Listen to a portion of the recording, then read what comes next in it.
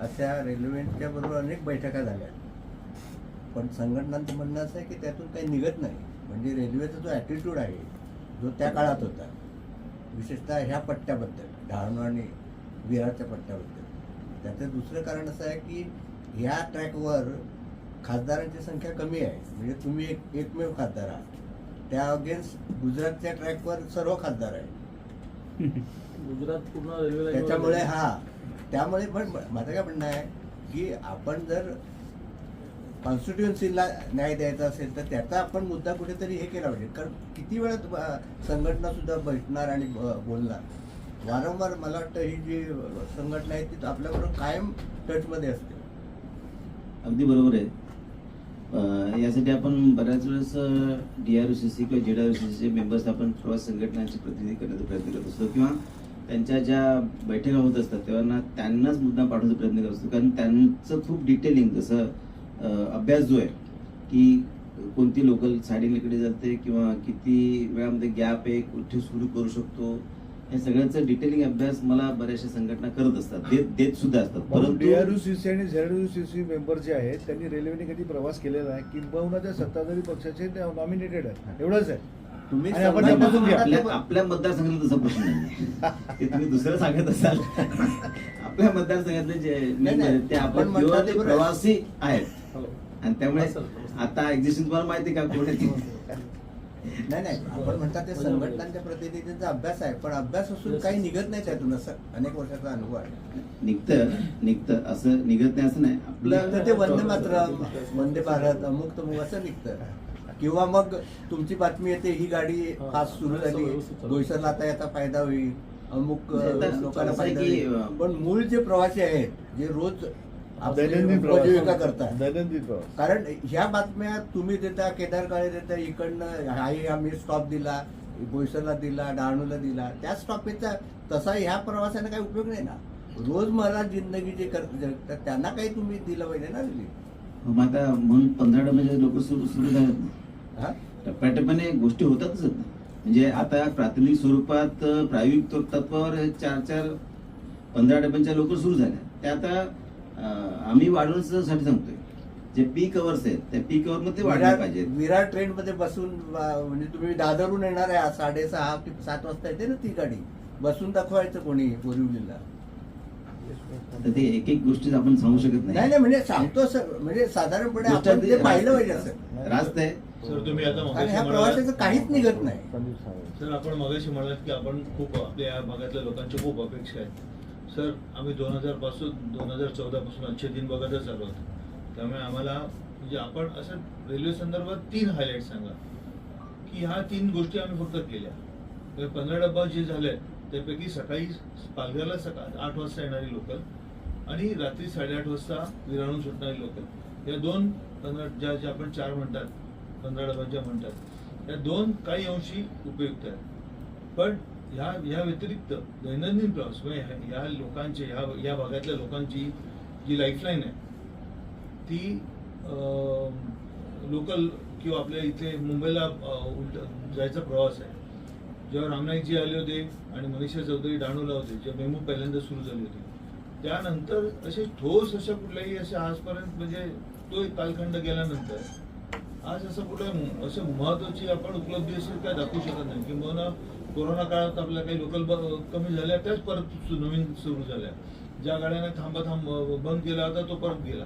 पण अशी एखादी पण एकही नवीन गाडी आपल्या भागाच्या लोकांना लोकल म्हणजे ती झालं नाही पाहिजे. आणि आम्ही पालघरचा विचार नाही करत, आम्ही थेट डहाणूपासूनचा विचार करतो. पण आज उपनगर डहाणूपासून वाढलंय, लोकल डहाणूला गाडी फुल होते.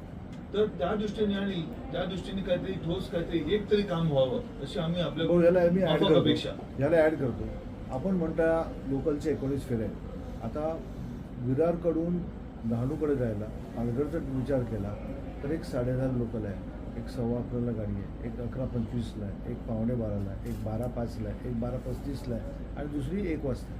जर सलग ऑफ पीक आवर्समध्ये तुम्ही जर 8 गाड्या देणार असतील आणि 19 सेवा देता म्हणून टेम्पा मिरवणार असतील तर हास्यास्पद नाही का?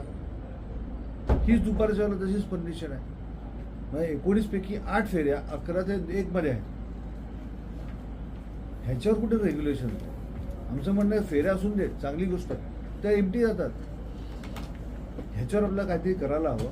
मग त्या कुठे स्प्रेड आउट करता येतील हा विचार करता येईल. सर तुम्ही 12 वर्षाचं सांगताना मनोहरला 2014 साली आले होते, तेव्हा सुद्धा मोदी साहेबांनी हे सांगितलं होतं काय तुम्हाला आम्ही या देऊ असं. पालघर लोकांना नव्याने पाहिजे. निर्माण झालेला जिल्हा आहे, ते माझं बालक आहे, ते सुदृढ होईल हे हा, त्याचं वाक्य आहे. आम्हीच करू शकू, दुसरं कोण करणार नाही असं म्हणालं होतं. मनोहरला ते सकाळी अजून 8 वाजता सुधारलं झालेली नाही. सभा आहे. 8 वाजता सुधारते हा? ना, सुधारते ना. कुठे ते ट्रॉमा तसंच आहे, जिल्हा तसंच आहे, वारली हाट तसंच आहे. वारली हाट तसंच आहे. ट्रॉमा ओपनिंगला आहे 2 महिने. काय ओपनिंग आहे? काही ओपनिंग नाही. कलरिंग केलं तुम्ही बघितलंय का? कलरिंग केलं आता बघितलं?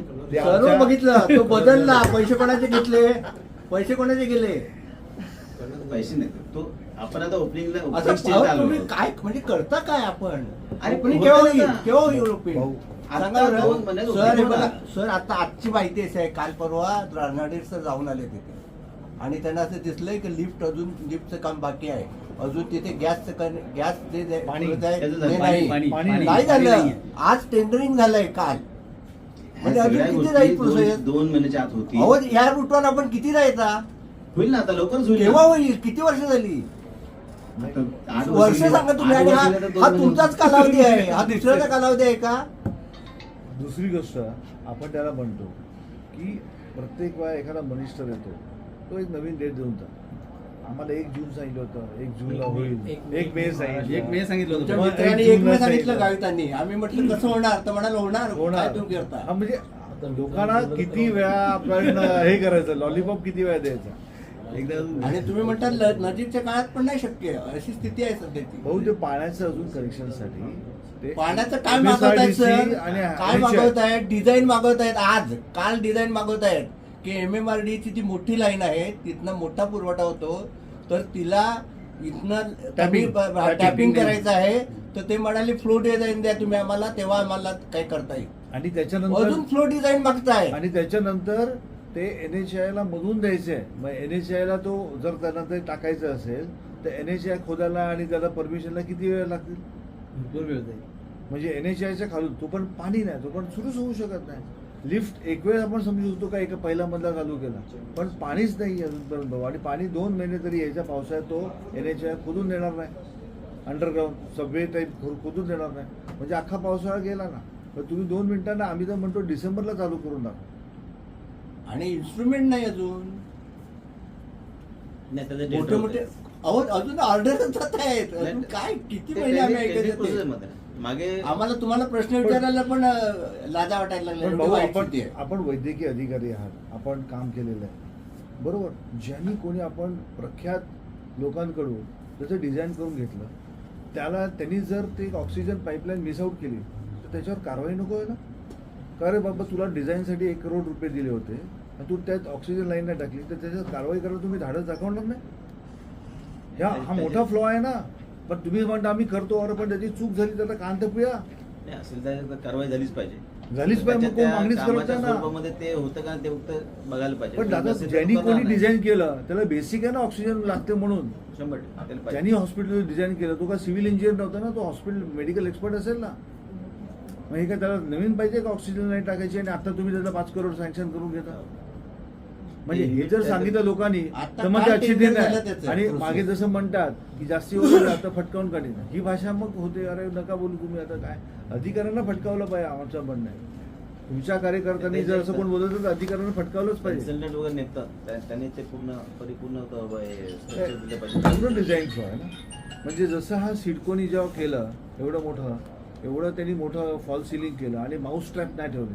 आज प्रत्येक कलेक्टर ऑफिसमधल्या AC मध्ये उंदराची शेपटी लटकलेली दिसते. मग हा डिझाईन फ्लो आहे ना. मग ह्याच्यावर कोण बोलला?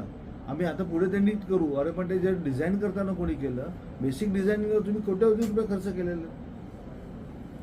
बरोबर. जिल्हा रुग्णालयात सेम आहे.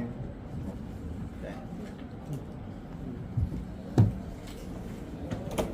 सर्वांच्या संमतीने समारोप करावा.